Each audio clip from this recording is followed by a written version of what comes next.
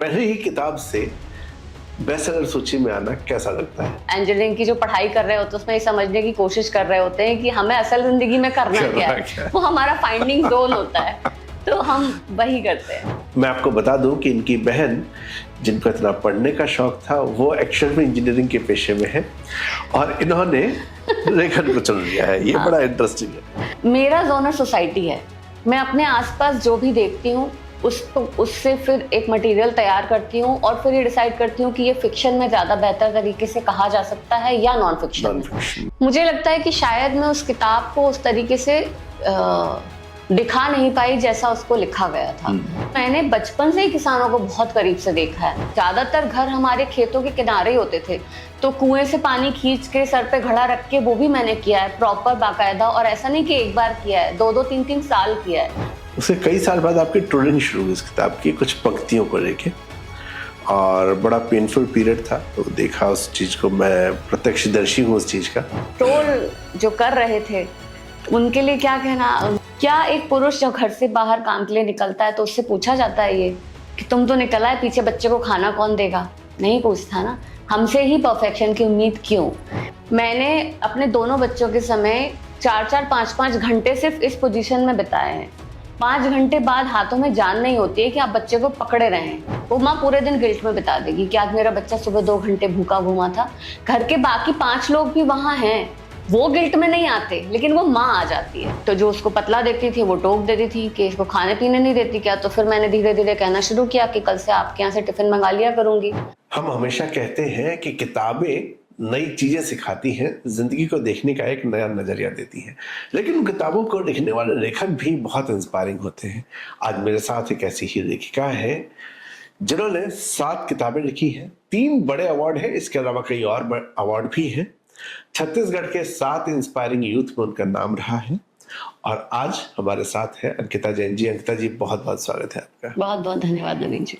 मैं आपको ये बताऊं कि अंकिता जी की जो पहली किताब थी ऐसी वैसी औरत, वो हमारे दैनिक जागरण की बेस्टसेलर सूची में बनी रही, और पहली ही किताब से बेस्टसेलर सूची में आना कैसा लगता है? बहुत अनबिलीवेबल होता है देखा जाए तो जी। और वो किताब असल में बहुत प्लान करके नहीं लिखी गई थी। उस किताब को लिखने से पहले मुझे कभी ये दिमाग में भी नहीं था कि मैं किसी दिन ऑथर बनूंगी। मैं तो रेडियो के लिए कहानियां लिखती थी और मैंने कई सारी कहानियां लिखी थी, पर रेडियो के लिए जो कहानियां लिखती थी उसमें अपनी एक लिमिटेशन होती है। हमें जो गाइडलाइन दी जाती थी उसमें ये कहा जाता था कि आपको कहानी एक हैप्पी नोट पे खत्म करनी है। लेकिन मेरे जो कैरेक्टर थे जिनको लेके मैंने वो कहानियां लिखी थी, वो असल जिंदगी में हैप्पी नोट पे नहीं खत्म हो रहे थे। तो मेरे अंदर वो बेचैनी थी कि इनकी जो एक्चुअल मैंने सोच के किरदार गढ़े थे उनको उनका असल एंड मुझे देना है। तो मैंने कुछ कैरेक्टर चूज किए, वापस से कहानियां लिखी और उनको लेकर एक किताब बनाई। पर मन में बहुत द्वंद था कि जिन किरदारों के साथ कभी मैंने हैप्पी नोट पे स्टोरी एंड की है, उन्हीं किरदारों के साथ एक सैड नोट पे वापस से नई स्टोरी एंड करना, मेरे जो रीडर थे या मेरे जो लिसनर थे वो एक्सेप्ट करेंगे या नहीं, या मुझे वो रिव्यूअर पाठक मिलेंगे या नहीं। लेकिन वो किताब बेस्टसेलर बन गई और वो जो प्रयोग था वो मैं सक्सेसफुल कहूंगी उसको। आज उसके 8 संस्करण आ चुके हैं और ढेरों सैकड़ों रिव्यूज हैं उसके अमेज़न पे, तो बहुत अच्छा लगता है। आपने कहा कि एक तो ऑडियो के लिए लिखी गई कहानियां और फिर किताब में लिखी गई कहानियां। ऑडियो में हमेशा हैप्पी एंड चाहिए और किताब में जो भी है वैसा हो सकता है। तो क्या सुनने वाले पाठ जो है, मतलब कहानियों को ग्रहण करने वाले, सुनने वाले हो गए, एक तरफ पढ़ने वाले हो गए, तो मैं उसको इजी करता हूँ, कहानियों को ग्रहण करने वाले जो लोग हैं, क्या वो अलग होते हैं पढ़ते टाइम और सुनते टाइम?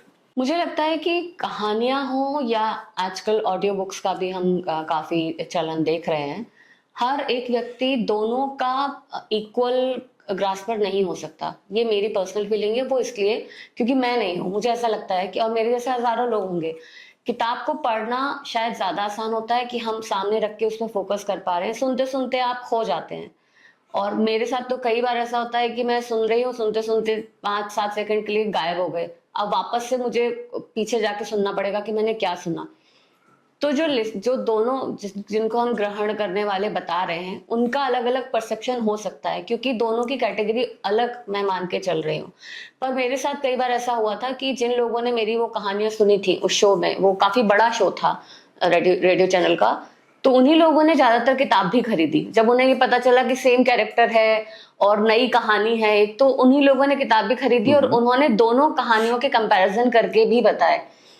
तो इसको हम जनरलाइज नहीं कर सकते शायद कि वो इक्वल रिस्पॉन्स देंगे, एक जैसा ही देंगे।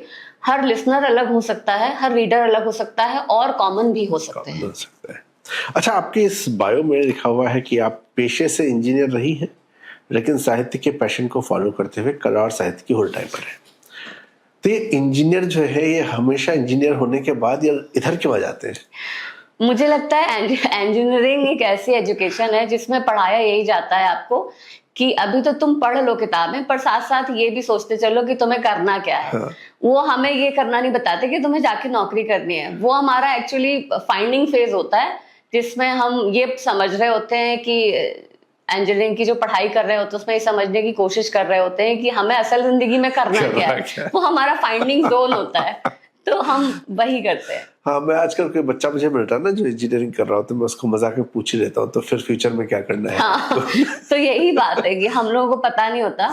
हालांकि मैंने इंजीनियरिंग वैसे नहीं की थी जैसे बीटेक या बीई करके फिर किया जाता है। मैंने BSc computer science plus mathematics किया, फिर MSc computer science plus mathematics किया, फिर MTech computer science plus artificial intelligence किया। तो मेरा वो जो 6 साल की पढ़ाई होती है वो 7 साल की थी और इस तरह मैं इंजीनियर बनी। ओके, ये बड़ा इंटरेस्टिंग है। तो बैकग्राउंड क्या है, मतलब किस बैकग्राउंड से आप फिर साहित्य की तरफ आए? मतलब क्या रहा, घर का बैकग्राउंड क्या है और क्या रहा जिसकी वजह से साहित्य की तरफ झुके? बचपन से था, बाद में नहीं, मैं ये कहूंगी कि मैं बहुत ज्यादा साहित्यिक नहीं थी बचपन से। मैंने बहुत ज्यादा किताबें भी नहीं पढ़ी थी। मैं स्पोर्ट्स में ज्यादा एक्टिव रहती थी, पर मेरी बहन बहुत ज्यादा पढ़ती थी। घर में उसका जो पेट नेम था, हमारे कजिन सब बोलते थे, वो उसको प्रेमचंद ही बोलते थे। ये हमारे मुंशी जी हैं, क्योंकि वो ऐसी थी कि अगर बैठी है यहाँ पे और जमीन पे बैठी और उसको अखबार का कोई टुकड़ा मिल जाए तो वो पढ़ते पढ़ते उसका दिन गुजर जाएगा। वो स्कूल मंदिर जाती थी तो मंदिर में जो कहानियों की किताब रखी रहती थी वो भूल जाती थी कि उसका एग्जाम है। तो उसको देख देख के मैंने पढ़ने की चीज सीखी। लेकिन मैं क्योंकि अलग फील्ड में थी, मेरा बहुत ज्यादा इंटरेस्ट था नहीं। लिखती जरूर मैं थी, बचपन से लिखती थी। मैं डायरीज लिखती थी, छोटी छोटी सी कहानियां लिखती थी, 4 लाइन की जो छोटी पोइट्रीज होती हैं वो भी शौकिया लिखती थी, कहानी कॉम्पिटिशन्स में पार्ट लेती थी। लिखने का मुझे शौक था, पढ़ती मैं बहुत ज्यादा नहीं थी। लेकिन 2010 में 11 में जब मैं भोपाल आई तो भोपाल में एक सेंट्रल लाइब्रेरी है। मेरे पास करने को कुछ था नहीं तो मैं लाइब्रेरी में जाके बैठ जाती थी और मैंने मंटो की काफी सारी कहानियां पढ़ी। उन कहानियों को पढ़ने के बाद मुझे ये लगा कि मेरे इर्द गिर्द जो किरदार है जिन पे मैं कहानियां आज तक सोचती रही हूँ, अब मैं उनको लिख सकती हूँ। तो वहां से ये डायरेक्शन चेंज हुआ और मैंने प्रोफेशनली लिखना शुरू किया। मैं आपको बता दूं कि इनकी बहन, जिनको इतना पढ़ने का शौक था, वो एक्चुअल में इंजीनियरिंग के पेशे में है और इन्होंने लेखन को चुन लिया है। ये हाँ। बड़ा इंटरेस्टिंग है। अंकिता जी की जो किताबें हैं, ऐसी वैसी औरत पहला कहानी संग्रह था, उसके बाद बहेली एक और कहानी संग्रह था, मैं से माँ तक इनकी नॉन फिक्शन किताब थी पहली, जो कि मातृत्व के ऊपर थी। मोहल्ला सलीम बाग एक मर्डर मिस्ट्री थी, ओहरे किसान किसानों के ऊपर थी, और अभी जो है एक किताब आई है इम्परफेक्ट माँ। बीच में उन्होंने बच्चों के लिए एक बाल साहित्य भी लिखा जिसका नाम आतंकी मोर है। तो इस तरह से इनकी कई सारी किताबें हैं, लेकिन अगर आप देखेंगे तो हर किताब का जॉनर अलग है। 2-2 किताबें एक जॉनर की है फिर बदल जाती है। अंकिता जी, इतने जॉनर क्यों चेंज किया आपने? नॉर्मली होता नहीं है, राइटर से मानते हैं कि यार जॉनर एक जैसा हो या 2 जॉनर। जी, मुझसे सवाल अक्सर किया जाता है कि आप किस जॉनर में लिखती हैं। हाँ। तो मैं उनको यही कहती हूँ, मैं सोसाइटी मेरा जॉनर है। मैं सोसाइटी को लिखती हूँ। मेरी जो किताबें हैं वो ऐसी वैसी औरत के जो किरदार हैं वो इसी सोसाइटी के किरदार हैं, हमारे समाज के, हमारे इर्द गिर्द के किरदार हैं। मैं से माँ तक में जो औरतें हैं वो मेरे आसपास की औरतें हैं जिनके अनुभव मैंने लिखे, या पुरुष जिनके अनुभव उस किताब में है, वो सब हमारे आसपास के ही तो लोग हैं। वो कोई बाहर के लोग तो है नहीं। बहेलिये में जो कहानियां हैं वो हमारे आसपास के लोग हैं। ओहरे किसान में जो है, तो किसानों के बिना तो जीवन है नहीं, और मैं तो 10 साल से अब क्योंकि उनके साथ रह रही हूँ, मैं देख रही हूँ उनको रोज, तो वो मेरी सोसाइटी के लोग हैं।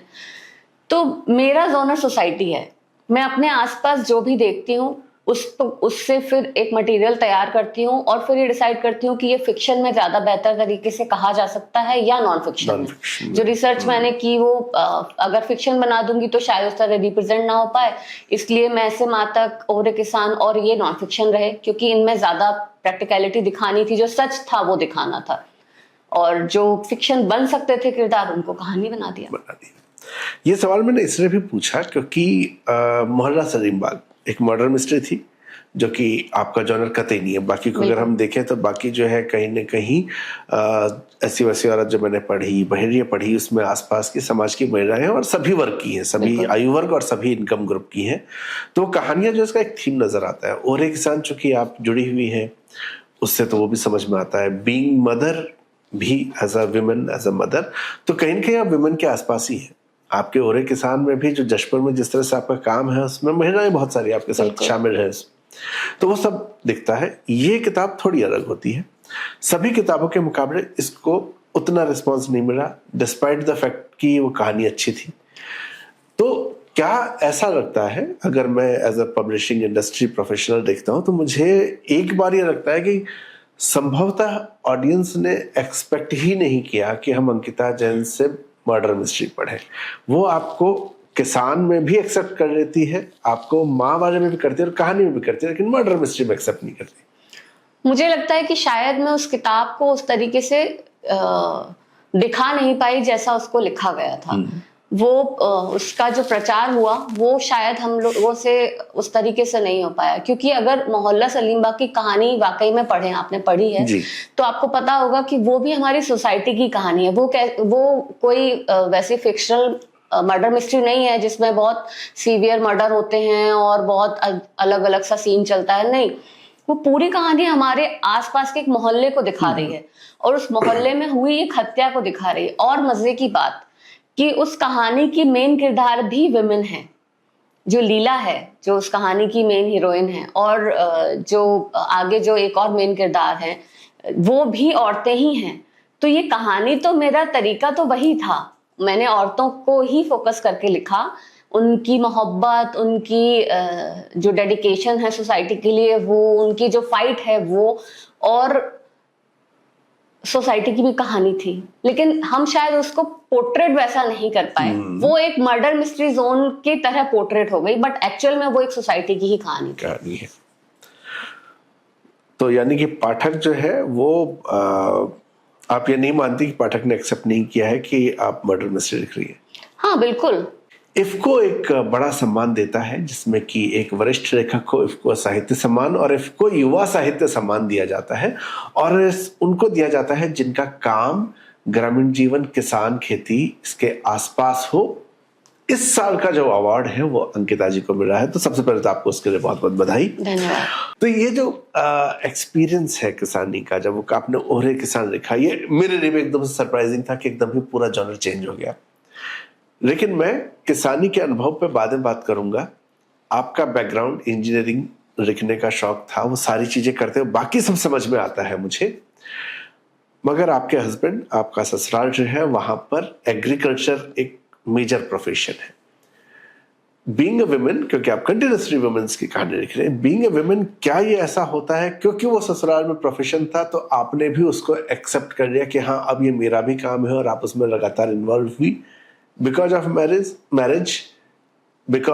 मैरिज, या इसका फिर से बोल रहा हूं मैं, बिकॉज ऑफ मैरिज, या फिर ये कभी से चॉइस था कि हाँ खेती किसानी से कनेक्शन जो है वो शुरू से ही रहा हो? बहुत सारे लोग जो मेरी प्रीवियस लाइफ के बारे में नहीं जानते वो इसी गलतफहमी में रहते हैं कि मैंने शादी के बाद खेती किसानी से मैं जुड़ी, पर असल में सच ये है कि मेरी पैदाइश एक ऐसे ही परिवार में हुई थी जो खेती किसानी से जुड़ा हुआ था। मेरे पिता ने जिंदगी के 35 साल जो नौकरी की वो मध्य भारत के बहुत छोटे गांव में रह के की, जहाँ की कुल आबादी कई बार 500, 700, 1000 होती थी, और उनका जो नौकरी थी वो ग्रामीण बैंक में थी। तो वो हर समय किसानों से ही घिरे रहते थे। हमने पापा के साथ रात रात भर बैठ के खसरा खतौनी पे काम किया है, देखे हैं उनके साथ वो डॉक्यूमेंट्स, तो हमें पता था कि किसानों के साथ जो जमीनें होती हैं वो किस तरह जुड़ी होती हैं।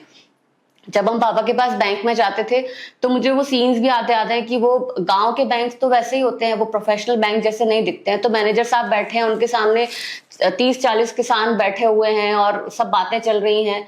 तो मैंने बचपन से ही किसानों को बहुत करीब से देखा है।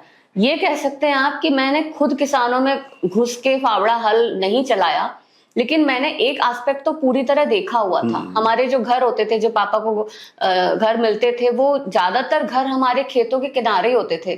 तो कुएं से पानी खींच के सर पे घड़ा रख के वो भी मैंने किया है प्रॉपर बाकायदा। और ऐसा नहीं कि एक बार किया है, 2-2 3-3 साल किया है। हैंडपंप से पानी खोल के लेकर आना, खेत में चलने वाली नहरों में नहाना, गेहूं लगाना, गेहूं कटते देखना, ये सब मैंने बचपन से किया है। तो खेती से मेरा जुड़ाव शादी के बाद नहीं था। मैं असल में वैसे ही माहौल में पली बड़ी, तो वो एस्पेक्ट मेरा बहुत करीब से देखा हुआ था। यहाँ जब आई तो एक दूसरा पक्ष मैंने देखा, जिसमें किसान को काम करते हुए, उसके साथ काम करते हुए समय बिताने का मौका मिला, खुद फावड़ा चला के बीज बोने का मौका मिला, अपनी फसल को खुद बढ़ते हुए देखने का मौका मिला। तो अब मैं दूसरा पक्ष देख रही थी और मेरे पास दोनों पक्ष थे। जनरली हम ये मानते हैं कि हमारे देश में बहुत सारे बड़े बड़े किसान आंदोलन हुए और एक ये नजरिया है कि किसान को आप फाइनेंशियली सपोर्ट करो, उसकी प्रॉब्लम सॉल्व हो जाएगी, लोन दे दो या लोन माफ कर दो, उसकी प्रॉब्लम सॉल्व हो जाएगी। मैं इसी नजरिए को बदलना चाहती थी। जब मैंने खुद किसानी की, जब मैंने खुद खेती की, खेतों में किसानों के साथ गई, तो मुझे समझ आया कि उनकी समस्या असल में पैसे से पूरी तरह हल होगी ही नहीं। आप आज उसका लोन माफ करोगे, अगले साल फिर उसकी फसल खराब होगी, फिर आपको लोन माफ करना पड़ेगा। उनकी समस्या बदलता क्लाइमेट, बदलते खेती के जो तकनीक हैं, वो मिट्टी का जो पौष्टिकता थी उसका धीरे धीरे कम होना, और उनकी नॉलेज। बहुत सारे किसान हमें ऐसे मिले जिन्हें पता ही नहीं था कि खेत में कौन सी दवाई डालें, वो देखा देखी में चल रहे थे। तो ये सारी चीजें जब मुझे पता चली तो मुझे समझ आया कि मेरे पास अब 2 मजबूत पक्ष पूरी तरह से तैयार हैं, और साथ में मेरे पति, जिनको इसकी भरपूर नॉलेज थी, जिन्होंने देश विदेश के किसान देखे थे, उनके साथ काम किया था। तो तीनों को मिला के फिर मैंने वो किताब लिखी। इसी तरह से एक और विषय है जो कि कम छुआ गया, मैं से मां तक। उस किताब के ऊपर 2 तरह के कमेंट हैं। 80% कमेंट जो है वो बड़े पॉजिटिव कमेंट हैं, लेकिन 20% कमेंट जो है वो नेगेटिव कमेंट भी है कि अरे नहीं, इसको पढ़ के थोड़ा डिप्रेशन सा महसूस हुआ। और जब मैं पढ़ रहा था तो बहुत सारा, मैंने पूरी किताब को पढ़ा है, मैं आपको ये बताऊं, और हर पेज को बड़े हर शब्द को बड़े ध्यान से पढ़ा है, तो बहुत सारा उसमें कष्ट नजर आता है एक माँ का, माँ बनने की प्रक्रिया का, जो संभवतः साथ में रहते हुए पति को भी समझ नहीं आता। वो किताब का थॉट कहाँ से आया? मतलब आपको लगा कि वो चलेगी किताब? और खूब चली वो, बहुत चली वो। मुझे लगता है कि अभी तक मुझे लगता है कि ऐसी वैसी औरत नंबर्स में बेस्ट सेलर रही, लेकिन पब्लिकली रीडर मुझे हर बार मैं से माँ तक के ज्यादा मिले। तो मैं से माँ तक बिल्कुल भी ये सोच के नहीं लिखी गई थी कि मैं कोई ऐसी किताब लिख दूं जो कमाल कर जाए। वो असल में वो एक्सपीरियंस जोन की किताब थी। मेरा जब पहली प्रेगनेंसी मेरी अनसक्सेसफुल रही तो मैं एक तकलीफ में थी, और उस समय मुझे मेरे एक जर्नलिस्ट मित्र ने कहा कि तुम अपने अनुभव लिखो। मैंने वो अनुभव लिखने शुरू किए और वो एक बड़े प्लेटफॉर्म पे पब्लिश भी होना शुरू हुए। जब वो पब्लिश होना शुरू हुए तो मेरे पास, आप यकीन नहीं करेंगे नवीन जी, मेरे पास अगर एक दिन में 4 मैसेज आ रहे हैं तो उसमें से 2 मैसेज हर बार एक मेल के थे, एक पुरुष के थे, किसी भाई के थे, किसी देवर के थे। एक बार एक IIT के प्रोफेसर का मेरे पास मैसेज आया, मेल आया बाकायदा कि हमारे घर में हमारी बहू प्रेग्नेंट है, और हमने कभी ये सोचा ही नहीं था कि वो इमोशनली इस चीज को भी डिमांड कर सकती है या उसकी डिमांड ये है। तो जब मैं दोबारा माँ बनने वाली थी, मैंने इंटरनेट पे बहुत सारी किताबें खोजी पढ़ने के लिए। हर एक किताब जो मातृत्व से जुड़ी हुई थी वो तकनीकी जानकारी से भरी हुई थी। इमोशनल एस्पेक्ट पे हमारी सोसाइटी में क्या चलता है क्या नहीं, खासकर भारतीय संस्कृति में महिलाएं जब गर्भवती होती हैं तो उनको क्या क्या फेस करना पड़ता है, उस पर कोई किताब नहीं थी और मुझे बहुत जरूरत थी पढ़ने की। तब मुझे समझ में आया कि शायद अब एक ऐसी किताब की जरूरत है जब कोई पति पत्नी माता पिता बनते हैं तो उनके पास कोई ऐसी किताब होनी चाहिए जो उन्हें संबल दे सके, जो उन्हें बता सके कि आप मुश्किल से भलाई की तरफ जा रहे हैं, आप एक कठिनाई झेल के आगे बढ़ रहे हैं तो आप आगे बढ़ सकते हैं। तब फिर मैंने जो आर्टिकल्स लिखे थे उनको इकट्ठा किया, बहुत सारे लोगों से बातचीत की, उनके इंटरव्यूज किए, अलग अलग एस्पेक्ट चूज किए। और इस किताब को लिखे जाने में सबसे बड़ा इम्पैक्ट जशपुर, जहां मैं रहती हूँ, वहां का भी है। जब मैं प्रेग्नेंट थी दूसरी बार, तो जशपुर से अंदर इलाके 30 किलोमीटर अंदर एक गांव है, वहां 2 ऐसे केस हुए जिन्होंने मुझे हिला के रख दिया। जशपुर जिले में आज भी कोई बहुत अच्छा बड़ा हॉस्पिटल नहीं है, मैटरनिटी हॉस्पिटल नहीं है।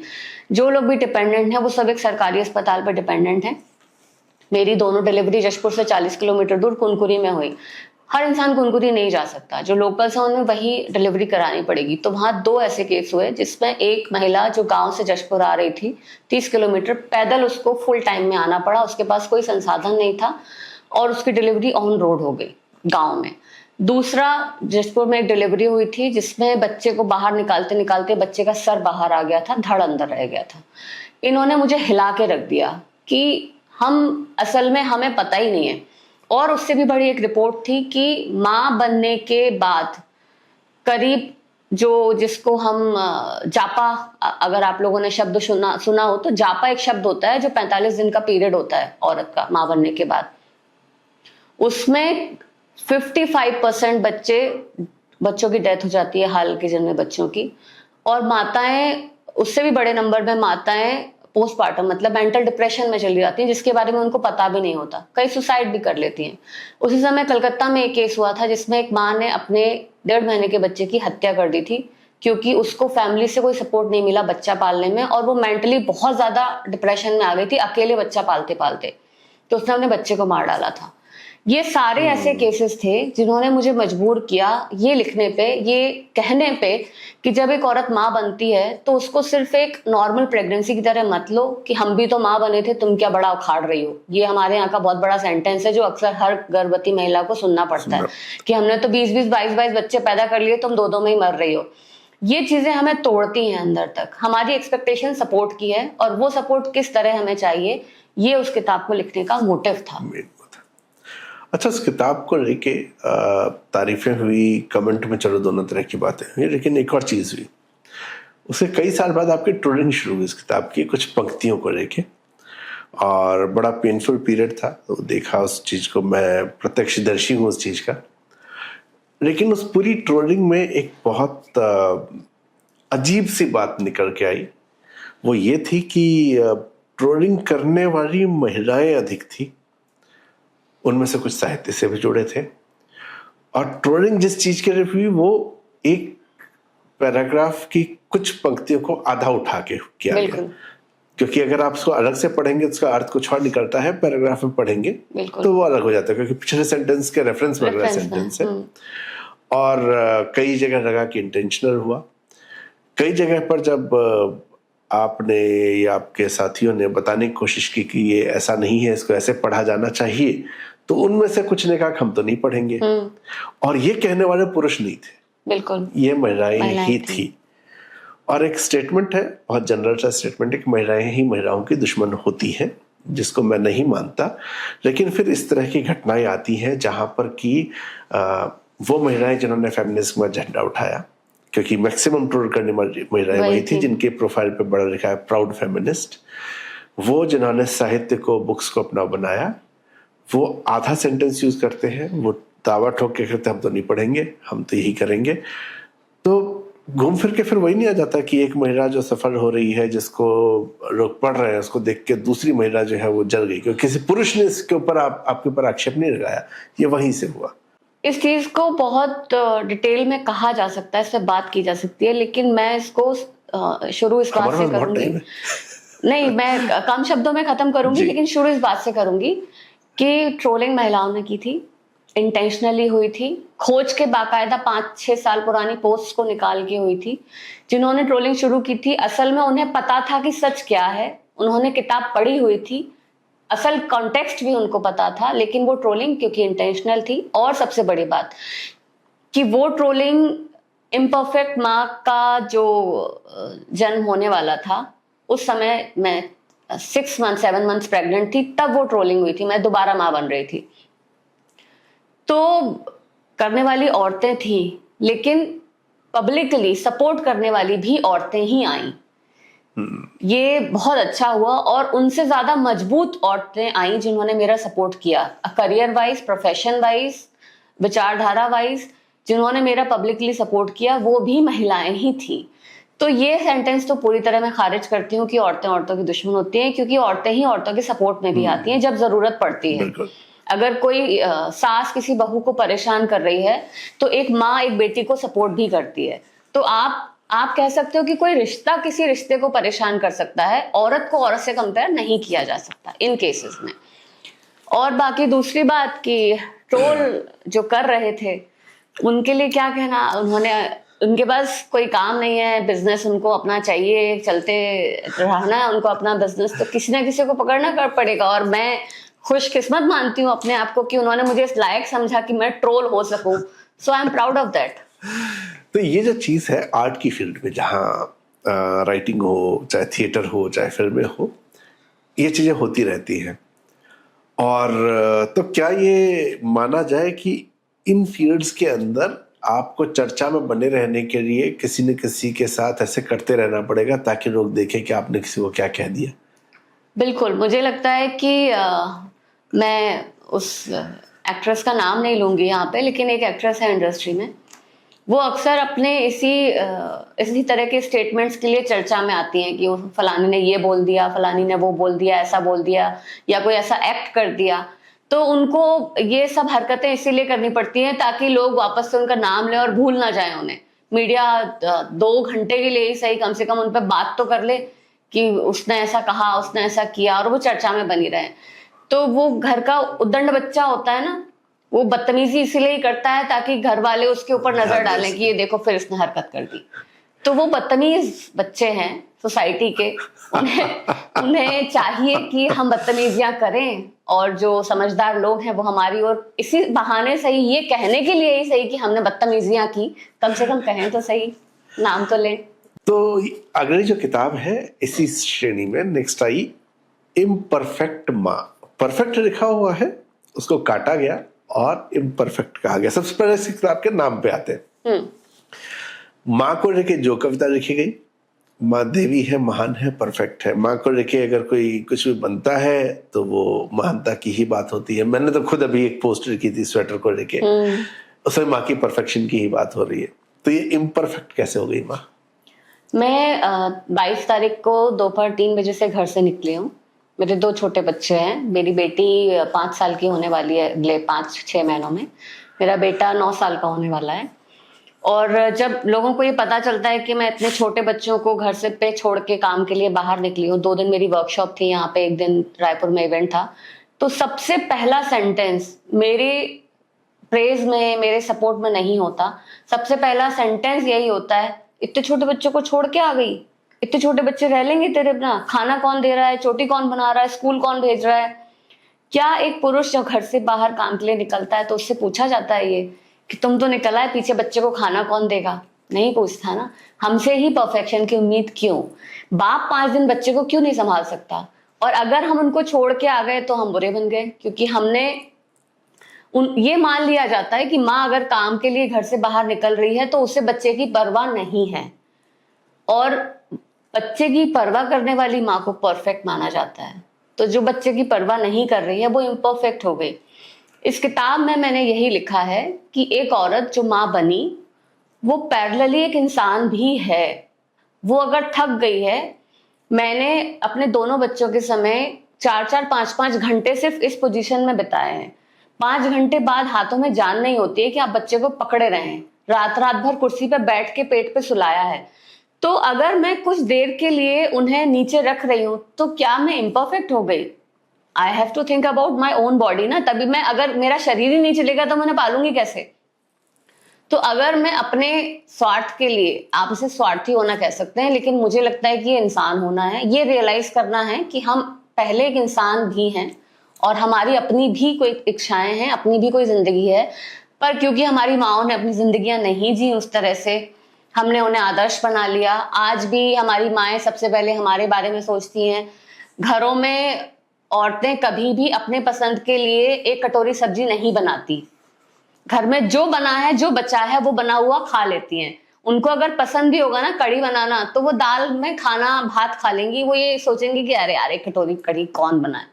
लेकिन अगर जो एक कटोरी कढ़ी बना रही है तो वो इम्परफेक्ट नहीं हो गई ना। हमने अपनी माओ को वैसा नहीं देखा, हमने ये देखा कि वो हर चीज में एडजस्ट करके चल रही हैं, और जहां एडजस्टमेंट खत्म होता है वहां से इम्परफेक्टनेस शुरू हो जाती है, खासकर औरतों के मामलों में, माओ के मामलों में। तो इसीलिए इसको ऐसा नाम दिया गया कि जहां भी आप इस किताब में पढ़ें कि उस माँ ने अपने लिए भी कुछ वक्त चुना, वहां उसको इम्परफेक्ट ना समझे, वो देवी नहीं है, उसे देवी ना माने, उसे एक बच्चे की माँ एक इंसान माने।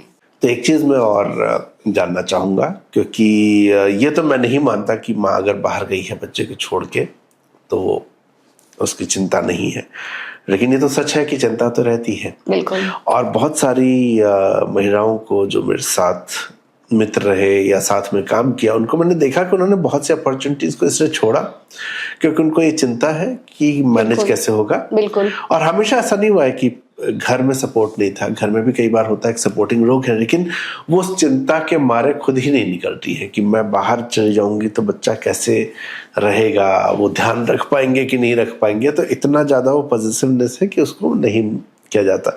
आप कैसे गाइड करेंगे, क्योंकि ये जो है पीरियड है, उस पीरियड में अगर आप मिस कर गए तो आपका प्रोफेशनल ग्रोथ भी कई बार खत्म हो जाती है या रुक जाती है, धीमी हो जाती है, जिसकी एक कुंठा बाद में अलग हो सकती है। तो कैसे ये जो बैलेंस है ये बनता है? मैं ये कहूंगी कि औरतें जो होती है ना, उनको ऊपर वाले ने एक छोटा सा श्राप दिया हुआ है, वो है गिल्ट।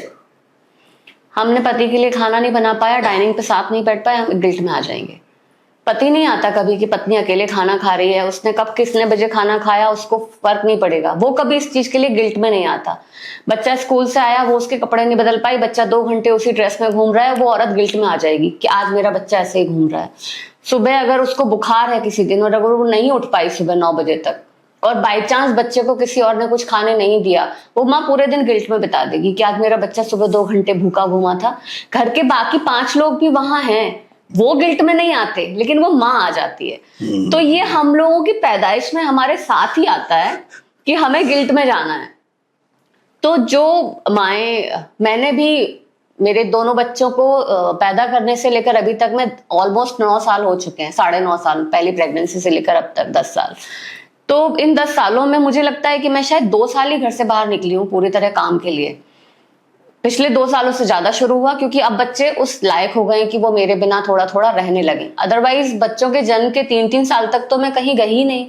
मैंने कभी 7 बजे के बाद की शाम की कोई पार्टी अटेंड नहीं की। आज ये रूटीन हो गया कि अब मैं वो करना नहीं चाहती, पर बच्चे छोटे थे तो शाम को 7 बजे के बाद मैं घर से नहीं निकलती थी, क्योंकि मैं चली जाऊं तो उनको सुलाएगा कौन, मेरे बिना वो सोते नहीं है। तो हम बहुत सारी ऐसी चीजें छोड़ देते हैं उसी गिल्ट में, या उस गिल्ट से बचने के लिए कि आज अगर मैं उसको छोड़ के चली गई और वो 10 बजे तक नहीं सोया, रोता रहा, तो कल मुझे पूरे दिन ये गिल्ट होता रहेगा कि वो कल 3 घंटे मेरी वजह से रोया। घर के किसी और परिवार को ये गिल्ट नहीं होता। तो हम लोग जो अपॉर्चुनिटीज छोड़ते हैं वो असल में उस गिल्ट से बचने का एक तरीका होता है कि हम कल को उस गिल्ट में ना जाएं कि हमने अपने बच्चे की परवाह नहीं की। हम करना चाहते हैं लेकिन हम वो कर नहीं पाते, क्योंकि जिम्मेदारी का भाव कई बार हमसे छूट सकता है, कई बार हम भूल सकते हैं, कई बार हमसे चूक हो सकती है, लेकिन फिर उस जिम्मेदारी से चूकने के बाद जो गिल्ट आता है ना, वो ज्यादा तकलीफ दे होता है। तो उस गिल्ट से बचने के लिए हम ये छोड़ते हैं। अच्छा, मैं से माँ तक में प्रेगनेंसी के पीरियड की कहानी थी, तो ये किताब क्या अलग बता रही है? ये प्रेगनेंसी के तुरंत बाद, जन्म के तुरंत बाद से लेकर बच्चे के 2-3 साल तक की कहानी है कि जन्म के बाद से लेकर बहुत सारी ऐसी चीजें होती हैं जब हमें मेंटली, इमोशनली बहुत सपोर्ट की जरूरत होती है। कई बार ऐसा होता है कि कई डिसीजन ऐसे लेने पड़ते हैं, हम नए नए माँ बाप बने हैं, हमें नहीं पता कि सही क्या है, गलत क्या है, बच्चे को कैसे लिटाना है, कैसे बिठाना है, कैसे दूध पिलाना है, कौन से कपड़े यूज करने हैं, कौन सा डायपर यूज करना है, कितने घंटे बाद उसको दूध पिलाना है, पानी देना है, कब देना है, कब नहीं देना है। ऐसे में कई चूक हो जाती है।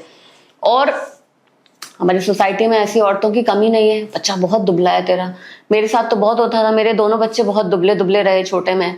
तो हमारे आस पास की एक महिला है, वो अक्सर, क्योंकि मेरे बच्चे के बराबर के कुछ और बच्चे भी थे, तो जो उसको पतला देखती थी वो टोक देती थी कि इसको खाने पीने नहीं देती क्या। तो फिर मैंने धीरे धीरे कहना शुरू किया कि कल से आपके यहाँ से टिफिन मंगा लिया करूंगी या आपके यहाँ भेज दिया करूंगी, 2-4 दिन उसे खा पी के हस्ट पुस्ट कर दीजिए, कोई दिक्कत नहीं है मुझे उसमें, आप ले जाइए मेरा बच्चा, अच्छा है 4 दिन में फ्री हो जाऊंगी। तो इस तरह सोसाइटी में जजमेंट्स बहुत ज्यादा होते हैं, माँ बाप नासमझ भी होते हैं, उनको नई चीजें नहीं पता होती। तो मैंने वही लिखा जो मेरे अनुभव थे या मेरे आसपास की औरतों के अनुभव थे, उनसे कहाँ चूक हुई, उन गलतियों को उन्होंने कैसे सुधारा, या असल में वो गलती थी ही नहीं। और कोई बात नहीं, हम कोई बात नहीं कहना नहीं सीख पाते कि अगर डायपर बदलने में 15 मिनट लेट हो गया तो कोई बात नहीं, अगर आपने 4 घंटे उसको डायपर नहीं पहनाया और बच्चा 4 बार सूसू करके गीला हो रहा है तो कोई बात नहीं, आप कोशिश तो कर रहे हो ना, आप डेडिकेटेडली कोशिश कर रहे हो, बार बार उसकी लंगोट बदल रहे हो।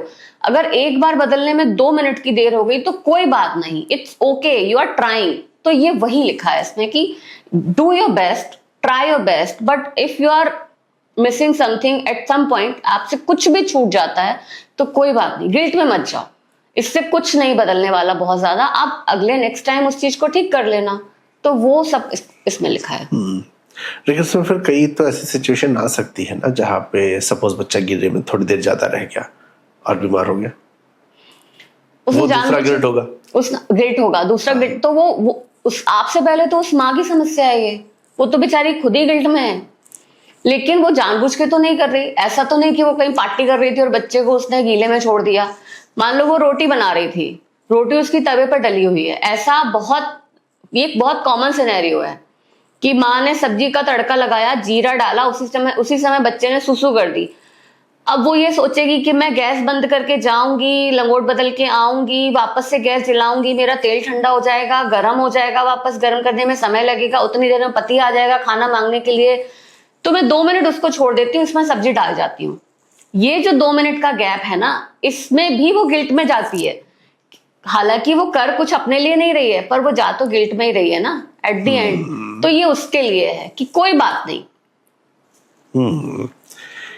ये जो किताब है इम्परफेक्ट माँ, जिसके चैप्टर्स ही आपको बता देंगे किताब में क्या है। जैसे आपका नन्हा शुरुआती दिन, 6 माह तक क्यों जरूरी है सिर्फ माँ का दूध, वो सोने से पहले इतना क्यों रोता है, या रोते हुए बच्चे को चुप कैसे कराएं, तेल मालिश कैसे हो, बच्चों का व्यायाम क्या हो, बच्चों को लेकर जो कई तरह की बातें, जैसे बाल होते हैं तो तेरा बच्चा तो भालू है, वो सारा दूध निकाल देता है, लेकिन मैं एक बात बताती हूँ आपको, बीच में टोक रही हूँ। मेरी बेटी अभी 4.25 साल की है। पिछले 2-3 हफ्ते पहले वो स्कूल से आई और मुझे बोलती है, मम्मा सब मुझे चिढ़ाते हैं, मेरी तो मुच्छी है। अब वो 4 साल की बच्ची है, उसके अगर अपर लिप्स पे थोड़े ज्यादा बाल हैं तो स्कूल में वो पढ़ने जा रही है ना, उसको अभी से ये भान कैसे हुआ कि उसकी मुच्छी है।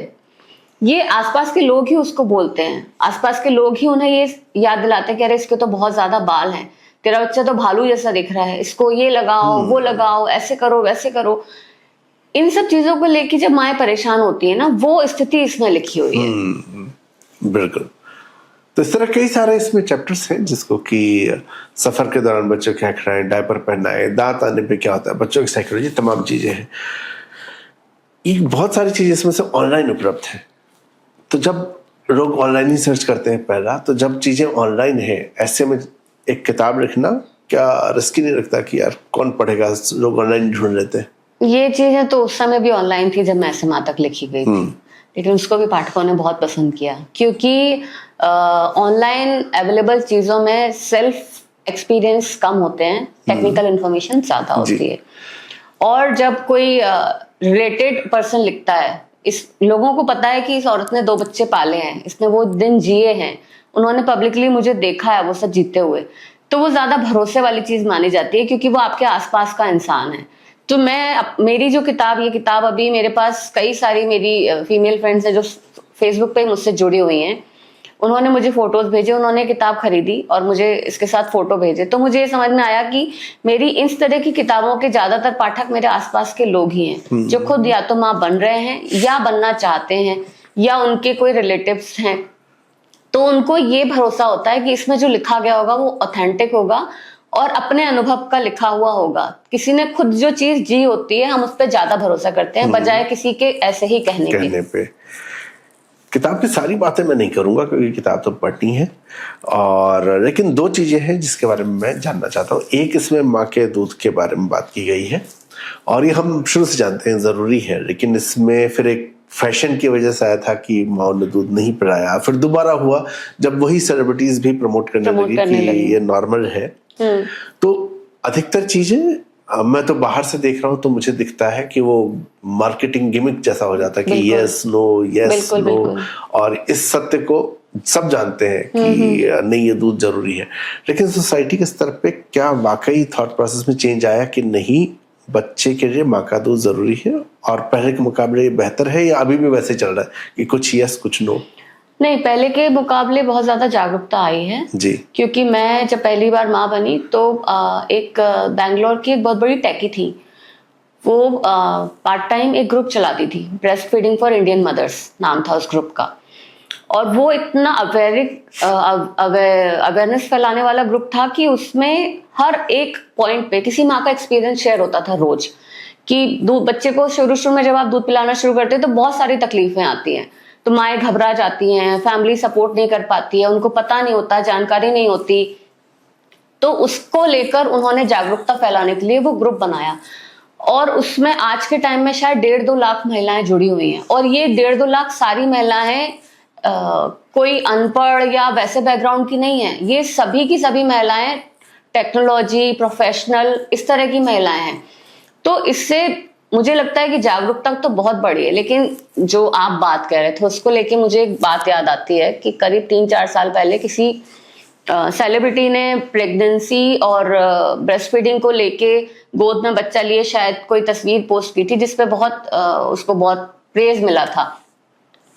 उसी टाइम पे मैंने उस तस्वीर के पैरेलल एक और तस्वीर शेयर की थी जिसमें गांव की एक महिला सर पे लकड़ी लिए छाती पे बच्चा बांधे उसे दूध पिलाए हुए जा रही थी। तब मैंने यही लिखा था कि आपको लग रहा है ये बहुत फैशन है, पर गांव में आके देखो ये तो रोज की कहानी है। आपको लग रहा है कि ये बहुत नया है कि माँ अपने सेट पे बच्चे को लेकर आ गई है, मजदूरी औरतें तो 24 घंटे अपने सेट पे बच्चों को लिए रहती हैं, तो ये नया नहीं है। आप इसे बहुत न्यू और बहुत इन फैशन नहीं कह सकते। गांव में तो ये इन फैशन ही है, जिंदगी से इन फैशन है। बच्चों को पेट पे बांधने के लिए ना कैरी बैग आता है, वो कई सारे ब्रांड्स के आने लगे हैं अब नए नए तरीके के, मैंने भी लिया था मेरे बच्चे के लिए, लेकिन जशपुर में ना उसको भैंतरा बोलते हैं। कपड़े से बच्चे को ऐसे बांध देना पेट पे या पीठ पे कि वो गिरे ना। तो आपके लिए जो आज फैशन में आया है वो तो वहां हिस्ट्री है, सदियों से चला आ रहा है। भैंतरा बांधे हुए जशपुर में कई महिलाएं आपको सड़क पर साइकिल चलाते हुए, फावड़ा से जमीन खोदते हुए और दुनिया भर के काम करते हुए दिख जाएंगी। तो ये कुछ भी फैशन नहीं है, कुछ भी न्यू नहीं है, रिप्रेजेंटेशन का तरीका बस है। एक और गंभीर सवाल है मोबाइल फोन। बिल्कुल, बच्चा रोया, हमने मोबाइल पकड़ाया। अच्छा, इसमें बहुत इंटरेस्टिंग है कि पता सबको है कि समस्या यही है। बिल्कुल बिल्कुल। और फिर वो दुखी भी हो रहे हैं कि बच्चा हमारा मोबाइल छोड़ नहीं रहा। अब ये यहाँ भी व्यावहारिक अव्यावहारिक दोनों बातें हो जाती है कि कई बार वाकई आपको काम करना है और आप बच्चे को किताब तो नहीं पकड़ा पाते, उम्र ऐसी है तो मोबाइल पकड़ा देते हैं या टीवी पे चला देते हैं।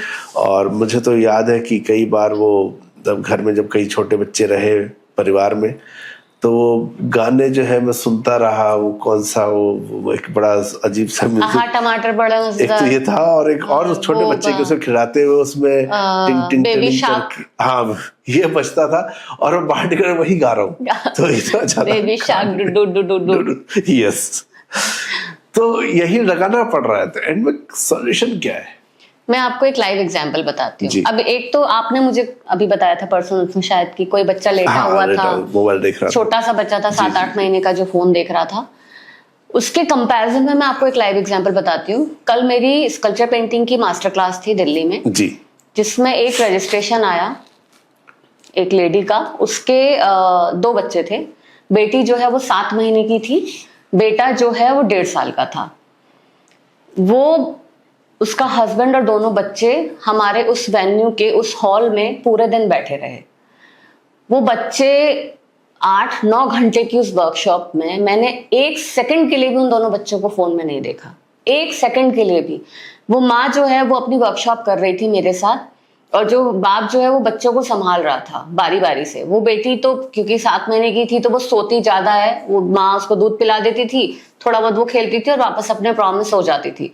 लेकिन जो बेटा था उसके पास बहुत सारे छोटे छोटे से टॉयज थे, ड्राइंग बुक थी। आपने कहा कि छोटे बच्चों को बुक्स नहीं दे सकते, मेरे दोनों बच्चों को मैंने इतनी इतनी सी बुक्स आती हैं जिनमें ना चित्र बने होते हैं। तो बच्चे जब बड़े हो रहे होते हैं, जो 3 महीने के बाद का फेज होता है वो फेज होता है जिसमें बच्चे कलर्स, एलिमेंट्स, आकार ये सब पहचानना सीखते हैं। तो मैंने अपने दोनों बच्चों को इतनी इतनी सी बुक का सेट दिया था, 12 किताबों का एक सेट आता है। तुम फाड़ो किताबें, अगर तुम फाड़ रहे हो कोई बात नहीं, पेरेंट्स डरते हैं कि फाड़ देगा, पेज फट जाएंगे, कोई बात नहीं। मेरा बेटा जब 3 महीने का था तो उसके पास एक बाउंसर था, हम लोग उसको डुगडुगी बोलते थे, उसमें बच्चे को लिटा दो तो वो ऐसे ऐसे हिलता है, उसका ऐसे एक डंडा था। तो मुझे खाना बनाना होता था तो मैं मेरे ससुर साहब को मेरा बेटा उनके पास छोड़ आती थी बाउंसर में। वो उस डंडे पे चंपक को ऐसे करके क्रॉस में लटका देते थे, तो वो हिलता था तो वो चंपक हिलती थी, उसके एलिमेंट्स हिलते थे। हर 3 मिनट बाद उसका एक पेज पलट देते थे। तो मेरा बेटा उसमें पैर और हाथ मारने की कोशिश करता था।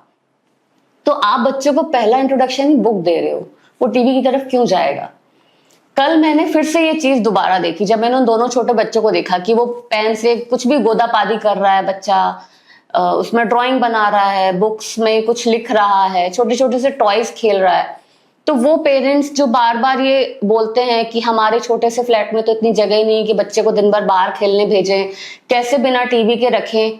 दुनिया में ऐसे बहुत पेरेंट हैं जो रख रहे हैं, बस कोशिश करने की जरूरत है, सही डायरेक्शन में कोशिश करने की जरूरत है। वो माँ बाप भी तो कल पूरा दिन वहां बिताए ना, इतने 2 छोटे बच्चों के साथ, और भी बहुत सारे पेरेंट्स बिता रहे हैं।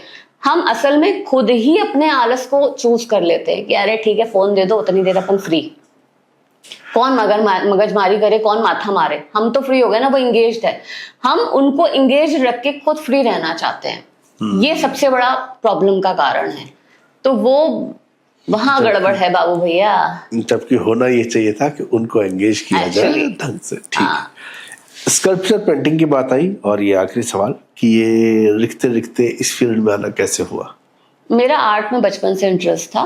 मैं लाइफ स्केचिंग करती थी, मैंने कभी सीखा नहीं था, बस शौकिया करती थी। 2-4 साल में कोई एक पोर्ट्रेट बना लेती थी। तो ये अगर वो हम उस दौर में बड़े हुए जो आप इंजीनियरिंग का कह रहे थे, जब बच्चों पे ये प्रेशर होता था कि ये डॉक्टर बनेगा इंजीनियर, हमारे पास 2 ही रास्ते थे, हम तीसरे रास्ते पर नहीं जा सकते थे। डॉक्टर बनने लायक मुझ में करेज नहीं था कि मैं किसी मेढक को काट के प्रैक्टिकल कर सकूं, तो मैंने इंजीनियर बनना चूज कर लिया। और अगर मेरे पास ये ऑप्शन होता उस समय तो शायद मैं आर्ट में मास्टर्स करती। उस समय मेरा बहुत इंटरेस्ट था किसी बड़े फॉरेन इंस्टीट्यूट में जाके आर्ट वर्क करने का और सीखने का वहां से, लेकिन हमारे पास उस टाइम ऑप्शन नहीं होते थे। फिर समय नहीं मिला इतना कि मैं उस डायरेक्शन में सोचती। अब जबकि बच्चे थोड़े से बड़े हो रहे हैं और मेरी बहन हमेशा कहती है कि comparative to man a woman should always have a retirement plan. आदमी के पास होना हो फर्क नहीं पड़ता, औरत के पास हमेशा एक रिटायरमेंट प्लान होना चाहिए। तो मेरा रिटायरमेंट प्लान है ये। मैं अभी से इसको ग्रो करना शुरू कर रही हूँ और अगले 15-20 साल में कहीं तो पहुंच ही जाऊंगी। तो बुढ़ापे में सठिया के उल्टी हरकत ना करें और अपना दिमाग फोकस रखें, आर्ट बनाते रहें, आर्ट में लगा रहे। अपनी जो नेगेटिव एनर्जी जो क्रिएट होती है, ये बहुत अच्छा मीडियम है एक्चुअली आर्ट। आपके अंदर कोई भी नकारात्मकता आए, कोई भी उल्टा सीधा विचार आए, आर्ट बनाने लग जाओ। आपकी जो नेगेटिव एनर्जी है वो इतने खूबसूरत तरीके से चैनलाइज होके पॉजिटिव बनती है ना कि मैं आपको बता नहीं सकती। और ये मैं एक्सपीरियंस से कह रही हूँ। मुझसे अक्सर पूछती हैं बहुत सारी छोटे बच्चों की माएँ कि आप कैसे मैनेज करती हो, घर परिवार में इतना सब कुछ होता है, आपको कोई कुछ कहता नहीं है। तो मैं उनको यही कहती हूँ कि मैंने 2 चीजें ऑप्ट की। एक तो मैंने मौन रहना सीखा, मैं घर में बोलती नहीं हूँ ज्यादा, बच्चों से जो काम होता है, जो सारी चीजें होती है वही किया, जितनी आवश्यकता है उतना बोलती हूँ। दूसरा, दिमाग खराब हुआ सीधे स्टूडियो पहुंचती हूँ और कुछ ना कुछ बनाने लग जाती हूँ। तो जब मैं उसको बना के उठती हूँ ना, मैं बहुत फ्रेश और पॉजिटिव हो जाती हूँ।